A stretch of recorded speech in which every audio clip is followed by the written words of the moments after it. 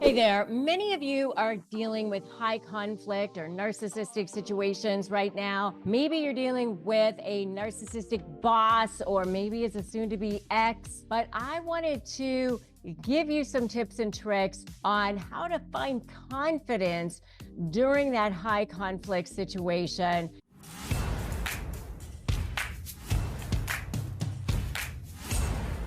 Hey there, I'm Rebecca Zung, and I am an attorney. I'm a high conflict resolution attorney. I help people all around the world through my high conflict certification courses, through my trainings, through my programs now. And I want to give you some tips and tricks on how to find confidence during those high conflict situations. So by the end of this video, you're going to have a whole lot of ways to really find that center point, that courage, that way to sort of stop that fear when you are dealing with people who are really coming at you and making you feel intimidated in these situations. I've been exactly where you are, and I want you to have really real world tips and tricks at your fingertips, some really good resources. But so by the end of this video, you're gonna have some good stuff. I am the author of Slay the Bully: How to Negotiate with a Narcissist and Win. I know that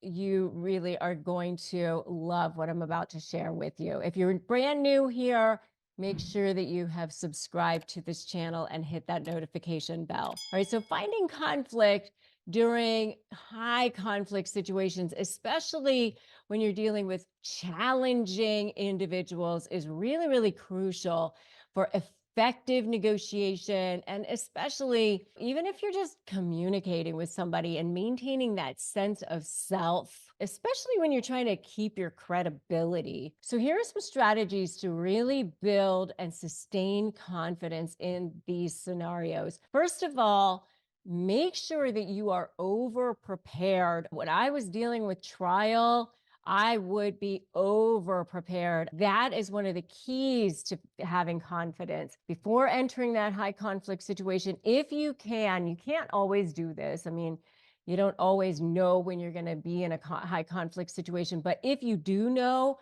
that you're going to be in a situation, thoroughly prepare. Understand the key issues, understand what their positions are going to be. Know your position, but know their position too. I have a free Crush My Negotiation Prep worksheet that is 15 pages. You can get it at winmynegotiation.com. I teach you how to do that. Your side, their side as well. Anticipate potential challenges, plan your responses. This preparation will help you build your confidence and make sure that you feel in control and help you feel equipped to handle the conversation. Okay. The next thing is stay centered and calm. High conflict situations can be very emotionally challenging, very emotionally charged. That's why I want you to make sure you are fully prepared ahead of time.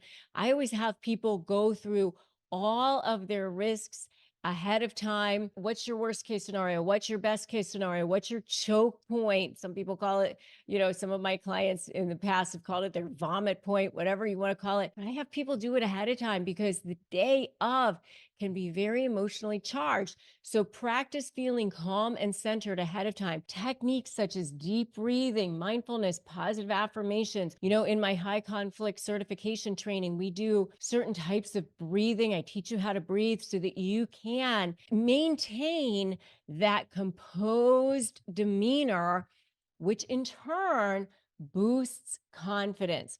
When we're really stressed, we breathe very shallowly, and that does not oxygenate your cells. I always say oxygenate to dominate. Assertive communication is the next one. Use clear and direct assertive communication to express your thoughts. I mean, you say it respectfully, but practice using I statements instead of you statements, so you're not sounding aggressive, but you say I statements. And I would stay away from things like saying, I will try to, or, if you want to. Don't say things like that. You say, this is what I want. This is how it can be handled. You want to sound assertive. You want to make sure that you sound assertive without sounding aggressive, but make sure that you are sounding like you know what you want. You don't want to be passive. Assertive communication is key in high conflict situations because you want the person to respect you, especially when you're dealing with difficult personalities, because they will roll over you. They will not respect you. If you give them an inch, they will take that. So here are some examples of assertive communication. So I'm going to give you examples. I understand your point, but I see things differently. Here's my perspective. Very, very assertive, but respectful. I understand your point, but I see things differently. Here's my perspective. This phrase acknowledges their side, but you're stating your point confidently before stating your own. It's respectful, but clear. You're getting ready to express a differing opinion. Here's another one. I appreciate your input. And you can say it nicely. You can even say it with a little bit of a smile. I appreciate your input. And don't say it sarcastically. Be very careful not to say things sarcastically or in an emotionally charged way. I appreciate your input, but I have to set a boundary here. I must set a boundary regarding, and then you can state whatever it is that you're setting a boundary about. Setting boundaries is a crucial part of assertive communication. This phrase does so respectfully, and it does so indicating your limits while acknowledging the other person's contribution. The next one is I feel blank, whatever the situation is. I feel hurt or I feel uncomfortable when that is discussed. I'd prefer if we could blank. Using I feel statements is a classic assertive technique. I feel disrespected when that is whatever. And honestly, you can say this after you give the person credit for something. Oh, thank you for what you've done for me for this. I appreciate it. It expresses your feelings without blaming the other person. And it suggests a preferred solution. I'd prefer if we could blank. So that's the next one. Another one is I need to have my concerns addressed as well. Let's find a way to ensure both of our needs are met. This phrase emphasizes the importance of their needs while remaining open to collaborative solutions. So it's both assertive and cooperative at the same time. So another one that I really like is you can just straight up say, I disagree, and here's why. But you can just say it in a way that is completely respectful. One of the things I used to say a lot to opposing counsel is we can disagree without being disagreeable. I used to say sometimes if we can't agree on this particular issue, we can just take it to trial and that's fine. In other words, for me as a lawyer, I would just express to the opposing counsel, let's not be personal about this. If we need to take this to trial, that's fine, but I'm not going to start throwing barbs and make it personal. Obviously, that's not, you can do in certain situations, right? But you can just say, I disagree with what you said, and here's why. And then follow up with clear, rational reasoned arguments for why you want to strengthen your position. Always be as specific as you can. Well, don't say, well, you always do this and you always do that. When you use always and nevers, that's when the person goes, always, I always do this. I never do that. That's when you've lost credibility because then they go to that. Okay. So you want to be really, really specific in your argument. The more specific that you can be, the more credibility you will have. The next one you might want to do is something like, I value our relationship. And that's why it's important for me to express this. If you say that, then it's extremely persuasive. Really value our working relationship. I really value working here. I really value you as a boss. I really value you as a client. I really value our relationship, you as a spouse. I really value you as a whatever. And that's why it's important for me to express how I truly feel about this. Expressing the value you place on a relationship sets a positive tone, and it justifies the need for honest communication and open communication. And I respect you way too much not to say this. You are so good at blah, blah, blah. And that's why I want to hold us to a higher standard, acknowledging that the need to be at a higher standard. You're expressing your position clearly and confidently. You're not being aggressive, but you're not being passive either. You're being assertive. It demonstrates your respect for the other party. It demonstrates that you think highly of them. It's focusing on empowerment.